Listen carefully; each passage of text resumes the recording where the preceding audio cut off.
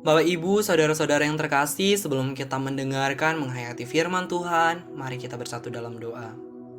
Kembali kami mengucap syukur ya Tuhan buat segala penyertaan Tuhan, cinta, kasih setia Tuhan yang masih kami rasakan hingga pada saat ini.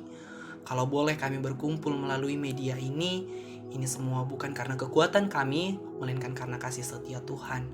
Tuhan, saat sebentar kami akan mendengarkan firman Tuhan, Tuhan yang memberkati kami pribadi lepas pribadi, agar senantiasa Tuhan kami tidak hanya pendengar, bantu kami untuk menjadi pendengar yang baik, kami mendengarkan firman-Mu, menghayati, merenungkan, serta melaksanakannya dalam kehidupan kami sehari-hari. Kami serahkan Tuhan serangkaian ibadah ini hanya dalam tangan pengasihan Tuhan. Amin. Firman Tuhan yang akan kita renungkan pada minggu ini terambil dari Kisah Para Rasul 16 ayat 9-16. Beginilah bunyi firman Tuhan. Pada malam harinya, tampaklah oleh Paulus suatu penglihatan, ada seorang Makedonia berdiri di situ dan berseru kepadanya, katanya, "Menyeberanglah kemari dan tolonglah kami." Setelah Paulus melihat penglihatan itu, segeralah kami mencari kesempatan untuk berangkat ke Makedonia, karena dari penglihatan itu kami menarik kesimpulan bahwa Allah telah memanggil kami untuk memberitakan Injil kepada orang-orang di sana. Lalu kami bertolak dari Troas dan langsung berlayar ke Samotrake. Dan keesokan harinya tibalah kami di Neapolis. Dari situ kami ke Filipi, kota pertama di bagian Makedonia ini, suatu kota perantauan orang Roma. Di kota itu kami tinggal beberapa hari. Pada hari Sabat kami keluar pintu gerbang kota. Kami menyusur tepi sungai dan menemukan tempat sembahyang Yahudi yang sudah kami duga ada di situ. Setelah duduk kami berbicara kepada perempuan-perempuan yang ada berkumpul di situ. Seorang dari perempuan-perempuan itu yang bernama Lydia turut mendengarkan. Ia seorang penjual kain ungu dari kota Tiatira yang beribadah kepada Allah. Tuhan membuka hatinya sehingga ia memperhatikan apa yang dikatakan oleh Paulus. Sesudah ia dibaptis bersama dengan seisi rumahnya, ia mengajak kami, katanya, "Jika kamu berpendapat bahwa aku sungguh-sungguh percaya kepada Tuhan, marilah menumpang di rumahku." Ia mendesak sampai kami menerimanya. Pada suatu kali ketika kami pergi ke tempat sembahyang itu, kami bertemu dengan seorang hamba perempuan yang mempunyai roh tenung. Dengan tenungan-tenungannya, tuan-tuannya memperoleh penghasilan besar. Berbahagialah orang yang mendengarkan firman Tuhan serta yang melaksanakannya dalam kehidupannya sehari-hari. Bapak, Ibu, saudara-saudara yang terkasih, dalam suatu perjalanan menuju pelayanan ke sebuah gereja di Solo, tepatnya 2 minggu yang lalu, saya bersama dengan majelis menggunakan mobil untuk menempuh perjalanan itu. Kan tetapi di tengah perjalanan itu, hujan turun yang sangat deras. Dan ternyata itu lumayan mengganggu perjalanan menuju ke Solo. Seharusnya kami dapat menempuh perjalanan 2 jam. Akan tetapi kami harus menempuh perjalanan 3 jaman lebih, bahkan lewat 15 menit. Dan ternyata gereja yang kami tuju itu tidak berada di pusat kota, itu berada di perumahan-perumahan. Jadi membutuhkan waktu lagi untuk sampai ke sana. Sesampai di sana, saya cukup heran. Karena ketika memasuki ruang ibadah ternyata masih terdapat sekitar 5 orang yang ada di sana. Dan itu pun pemusik yang akan bertugas untuk melayani. Saya sempat berpikir mungkin akan datang lagi nantinya. Atau mungkin mereka dalam perjalanan, atau bahkan mungkin mereka terlambat. Dan ternyata tak berapa lama, 15 menit kemudian ibadah akan segera dimulai. Dan saya melihat jemaat yang bertambah itu sekitar 4 orang. Di sini awalnya saya merasa sedikit kurang semangat. Akan tetapi saya mencoba untuk positive thinking. Saya ingat lagi bahwa saya di sini melayani. Berapapun itu jumlahnya, maka saya tetap harus mensyukuri. Saya harus dengan tulus, dengan ikhlas untuk melayani mereka. Bapak, Ibu, saudara-saudara yang terkasih, kisah perjalanan penginjilan yang saya lakukan tampaknya memiliki kesamaan dengan kisah perjalanan penginjilan yang dilakukan oleh Rasul Paulus. Walau di sini kita lihat Rasul Paulus tetap semangat, tidak seperti saya yang mungkin sempat kehilangan semangat. Bahkan kita melihat bahwa kota-kota yang ditempuh oleh Rasul Paulus jauh lebih banyak, dan bahkan perjalanan Rasul Paulus itu lebih panjang.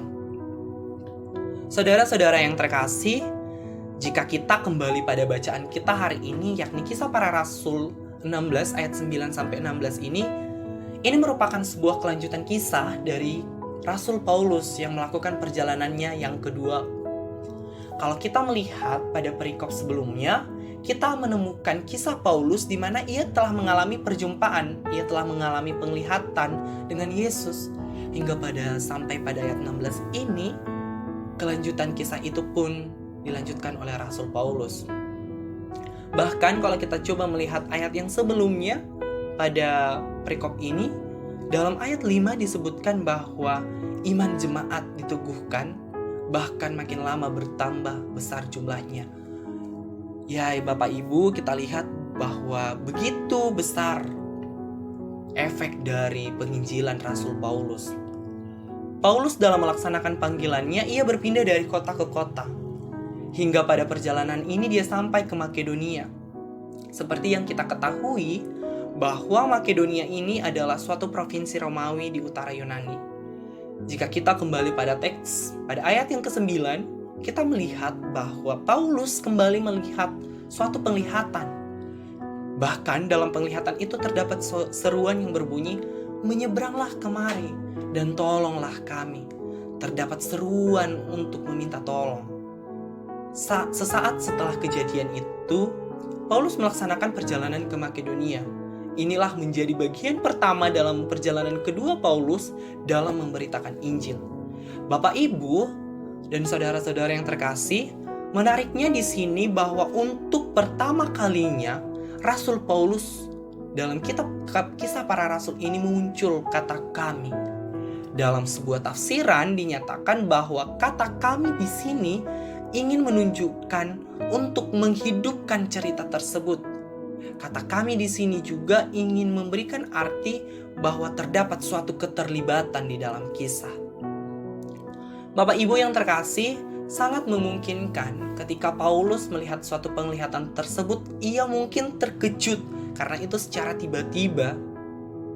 Walau memang dalam penglihatan yang sebelumnya Paulus sudah pernah melakukannya, tetapi secara manusiawi jika itu secara tiba-tiba sangat memungkinkan untuk terkejut, bahkan mungkin takut. Apabila kita diperhadapkan dengan suatu penglihatan itu, apa yang akan kita lakukan Bapak Ibu? Sangat banyak respon. Bisa saja mungkin kita berhenti dan tidak melanjutkan perjalanan itu. Belum lagi ketika ada suara yang menyatakan, "Tolonglah kami." Akan tetapi Paulus tidak demikian. Perjumpaan Paulus dengan Allah sebelumnya menuntun ia untuk mewartakan Injil dengan sepenuh hatinya. Kecintaannya, ketaatannya, serta kesetiaannya lah dalam pelayanan yang menggerakkan Paulus untuk selalu berkarya, bahkan dalam perjalanan ini.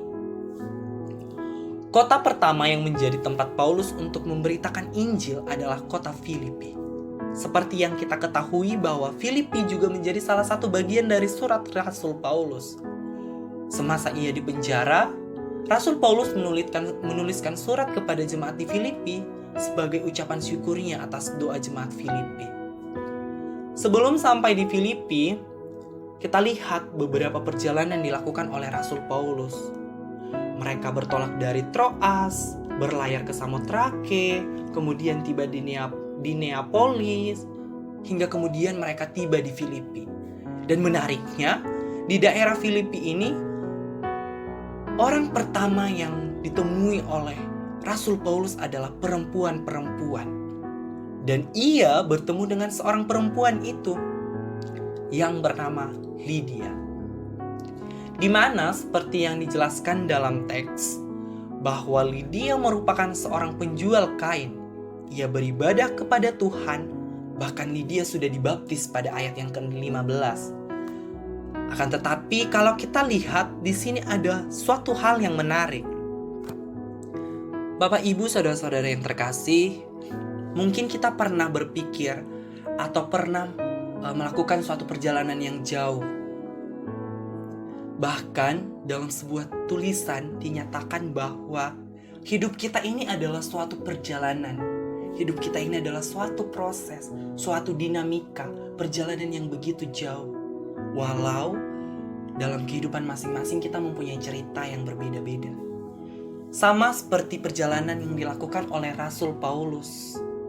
Ia mengalami perjumpaan, ia mengalami dinamika yang begitu banyak. Nah, begitu juga dengan kita. Terkadang dalam perjalanan yang kita tempuh dalam kehidupan ini, kita kadang merasa hebat, kita kadang merasa mampu untuk melewati semua dinamika kehidupan ini. Sehingga kita lupa untuk menyerahkannya kepada Sang Empunya kehidupan. Atau mungkin dalam perjalanan kehidupan ini, kita pernah mengalami perjumpaan dengan seseorang. Bahkan ketika kita berjumpa dengan seseorang tersebut, mungkin saja mereka meminta tolong kepada kita. Sama seperti perjumpaan Paulus dengan penglihatannya itu di Makedonia. Ketika diminta tolong, apa yang menjadi respon kita? Beragam Bapak Ibu. Ada yang mungkin mengabaikan, dan mungkin itu sangat banyak. Akan tetapi pasti masih ada yang seperti Paulus. Ia membuka hatinya, ia memberikan dirinya, empati dan simpati yang ada di dalam dirinya, menggerakkannya untuk membantu orang tersebut. Dalam perjalanan kehidupan ini, mungkin kita sangat sering merasa tidak cukup, merasa kurang. Misalnya saja ketika melihat orang lain mendapatkan yang lebih dari kita. Mungkin di sini para mahasiswa merasa tidak cukup ketika melihat nilai teman lebih tinggi dari kita. Melihat teman lebih duluan lulus dari kita. Melihat teman memiliki rezeki yang lebih dari kita. Atau mungkin di sini Bapak Ibu merasa kurang atau merasa tidak cukup ketika melihat rezeki tetangga lebih dari kita. Bapak Ibu sangat memungkinkan kita itu sering mengeluh. Mengapa saya tidak bisa seperti dia? Atau lebih parahnya, kita mempertanyakan Tuhan, kecewa terhadap Tuhan. Kita bertanya, mengapa Tuhan tidak berpihak kepada saya? Mengapa Tuhan hanya memberikan ini kepada saya? Atau mungkin kita sering merasa insecure dengan apa yang kita miliki. Dalam hal ini, kita pernah merasa, mengapa saya bertubuh demikian? Contohnya Bapak Ibu. Mengapa saya tidak seperti artis-artis Korea yang punya kulit putih, mempunyai tinggi ideal, tubuh yang ideal, atau wajah yang diidam-idamkan? Insecure ini membuat kita sering mengeluh dan kurang mencintai diri kita, kurang menerima diri kita, kurang menerima apa yang menjadi pemberian Tuhan kepada kita. Padahal kita perlu menyadari bahwa Tuhan menciptakan kita segambar dan seturut dengan Dia. Tuhan menyediakan segala sesuatunya sesuai dengan rencana Tuhan. Bapak, Ibu, saudara-saudara yang terkasih, jika kita masih sering melakukan hal tersebut, sering mengeluh, sering merasa tidak cukup, maka itu secara tidak langsung mengarahkan kita kepada perilaku tidak bersyukur, keserakahan. Ketidakpuasan ini membuat kita tidak menyadari apa yang sudah diberikan Tuhan kepada kita sesuai dengan rencana indahnya. Mungkin kita sudah sangat sering mendengarkan ajaran tentang bersyukur. Bahkan Ibu Sutarti pada khotbahnya minggu lalu sudah mengajakkan kita untuk mensyukuri apa yang diberikan Tuhan kepada kita. Akan tetapi pada umumnya, sering kata bersyukur itu hanya sebatas ucapan yang mudah untuk kita ucapkan. Akan tetapi pada saat pelaksanaan itu menjadi hal yang sangat sulit. Kita mungkin pernah mengatakan, saya bersyukur, saya mengucapkan terima kasih kepada Tuhan. Nyatanya setelah itu kita sering mengeluh, kita sering merasa tidak cukup. Bapak Ibu, mari kita kembali kepada bacaan kita pada minggu ini. Mari kita lihat Lydia. Ia adalah seorang penjual kain. Tidak dapat dipungkiri bahwa mungkin pada saat menjual kain itu, kainnya itu tidak terjual dengan habis atau rezekinya naik turun. Akan tetapi mari kita lihat reaksi dari Lydia ketika ia bertemu dengan Rasul Paulus. Dengan keramahannya, ia menyambut Rasul Paulus. Dengan keterbatasan, ia mensyukuri apa yang ia miliki. Bahkan sangat mengejutkan bahwa ia dengan ikhlas memberikan tumpangan kepada Rasul Paulus. Bapak, Ibu, saudara-saudara yang terkasih, sudahkah kita demikian? Semua manusia memiliki keterbatasan. Tidak ada manusia yang sempurna. Kesempurnaan itu hanya milik Sang Pencipta. Akan tetapi, akankah keterbatasan itu menjadi suatu alasan bagi kita untuk tidak mengucap syukur? Misalnya saja, mungkin kita pernah di posisi sedang dalam kesusahan ekonomi, keterbatasan ekonomi. Kita mungkin merasa sulit untuk mengucap syukur dalam hal itu. Kecenderungan manusia adalah mengucap syukur ketika ia dalam keadaan bahagia, ketika ia mendapat apa yang dia inginkan, ketika ia mendapatkan sesuatu yang diharapkan. Akan tetapi ketika keadaan sebaliknya, apa yang terjadi? Marah, kecewa, mengeluh. Beberapa ekspresi emosi mungkin terlampiaskan. Ucapan syukur pun akan sangat sulit untuk dilaksanakan. Bahkan tidak hanya orang yang berada dalam keadaan duka, dalam keadaan keterbatasan. Ternyata ada juga orang yang dalam keadaan bahagia pun, ia sangat sulit untuk mengucap syukur. Mari Bapak Ibu kita mencoba menikmati, mensyukuri setiap anugerah pemberian yang diberikan Sang Pencipta. Karena apa yang baik bagi kita, mungkin belum tentu sesuai dengan rencana Tuhan. Kita harus mengingat bahwa rencana Tuhan adalah yang terbaik bagi kita. Kemudian dari kisah Rasul Paulus ini kita melihat bahwa kesetiaan, ketaatan, kecintaan Paulus dalam proses ia mewartakan Injil. Kalau semisalnya kita diperhadapkan dengan perjalanan itu, apakah kita akan setia dalam panggilan tersebut? Terdapat banyak rintangan, terdapat banyak perjalanan. Apakah kita dapat bersyukur dalam hal itu? Mari kita seperti Rasul Paulus yang dengan setia dalam panggilan tersebut. Bahkan menariknya di sini Bapak Ibu, walau Paulus sudah mengalami perjalanan yang begitu panjang, ia berlayar ke Samotrake, ia pergi ke Neapolis, bahkan sebelumnya ia bertolak dari Troas hingga ia berada di Filipi. Bahkan ketika ia berada di Filipi, ia pertama kalinya berbicara kepada perempuan-perempuan. Bahkan seorang dari perempuan itu yang bernama Lydia. Akan tetapi menariknya di sini itu, Rasul Paulus tidak mengeluh. Rasul Paulus masih tetap semangat untuk mewartakan Injil itu. Ia tetap semangat dalam proses pelayanan itu. Ia mensyukuri berapapun orang yang dijumpainya. Kita mungkin pernah di posisi itu. Kita sudah mengalami perjalanan yang begitu panjang, melelahkan. Akan tetapi yang kita jumpai itu hanya satu atau dua orang. Sama seperti perjalanan pelayanan yang saya lakukan ke Solo. Yang saya jumpai ternyata segitu. Awalnya saya tidak semangat, tapi saya ingat di sana itu saya melayani. Saya harus setia dalam pelayanan itu. Bapak Ibu, mari kita mengucap syukur sebagai bentuk atau cara kita dalam menyerahkan segala sesuatunya. Termasuk masalah yang kita hadapi. Mari kita serahkan ke dalam tangan Tuhan. Mari kita serahkan segala dinamika pergumulan kita ke dalam Tuhan. Berserahlah kepada Tuhan.